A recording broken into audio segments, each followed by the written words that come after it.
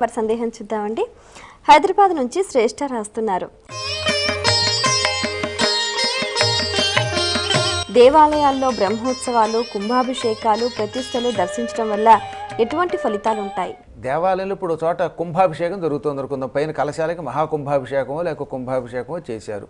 అది దర్శనం చెయ్యండి, శ్రద్ధతో దర్శనం చేయండి. పిల్లలకి అభివృద్ధి కలుగుతుంది. కుంభాభిషేకం చూసిన వాళ్ళందరి యొక్క పిల్లలు శ్రద్ధతోనే చెప్పింది. భక్తితో చూస్తే ఏదో పరీక్షించడానికి వేళాకోవడానికి చూడటం కాకుండా శ్రద్ధాసక్తులతో దర్శించిన వారందరికీ కుటుంబ వృద్ధి అయ్యింది. పిల్లలు హాయిగా చదువుకున్నారు.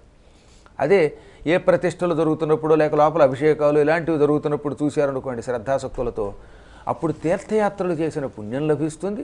దానివల్ల భార్యాభర్తల మధ్యలో ఐకమత్యం లభిస్తుంది. ఇంకా లోపల ప్రదక్షిణలు అవి చేయండి శ్రద్ధాసక్తులతో. ప్రదక్షిణ చేయటం వల్ల మహాపాపాలు పటాపంచలవుతాయి. దాంతో దారిద్ర్య బాధలు తొలగిపోతాయి. యజ్ఞాలు జరుగుతున్నాయి దేవాలయాలలో, అప్పుడు వెళ్ళి శ్రద్ధతో చూడండి.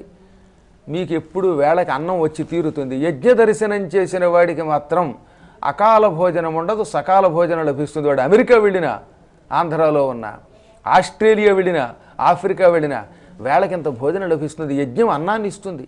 ఎందుకంటే యజ్ఞం వల్లే వర్షాలు కురుస్తాయి కాబట్టి. యజ్ఞం వల్లనే ఈ భూమండలం సస్యశ్యామలం అవుతుంది కనుక. కాకపోతే ఇక సక్రమంగా చెయ్యాలి. సక్రమంగా చేసిన ఏ తంతు అయినా సరే తగిన ఫలితం ఇస్తుంది. ఇంతెందుకు ఆధ్యాత్మిక కార్యక్రమాలన్నీ మనిషిని శారీరకంగా, మానసికంగా మహాత్ముడిని చేయడం కోసమే ఋషులు, దేవతలు అందించారు ఈ క్రియలన్నీ. వాళ్ళకి ఏం స్వార్థం ఉంది? అడవిలో కూర్చొని తపస్సు చేసుకునే వ్యాసుడికి మనలాంటి వాళ్ళ దగ్గర నుంచి ఏమైనా బంగారమా, 1,00,000 రూపాయలు కోరుకునే ఈ యజ్ఞాల గురించి చెప్పలేదు కదా, ఈ అభిషేకాల గురించి చెప్పలేదు కదా. అసలు వాళ్ళకి సంసారాలే లేవు, ఏ బంధాలు లేవు. అవి ఏమీ లేకుండా స్వార్థం లేకపోయినా సరే లోకశ్రేయస్సు కోసం వాళ్ళు ఈ యజ్ఞాలు, ఈ కుంభాభిషేకాలు, ప్రతిష్టలు, ప్రదక్షిణలు ఇవన్నీ ఇచ్చారు.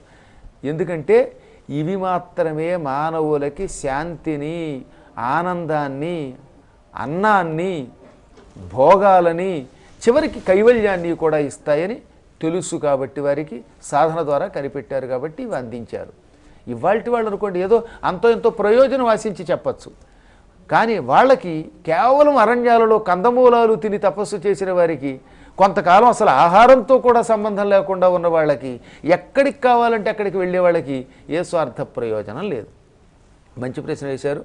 మీరు తప్పక శ్రద్ధతో చూడండి, తగిన ఫలితం పొందండి. మరో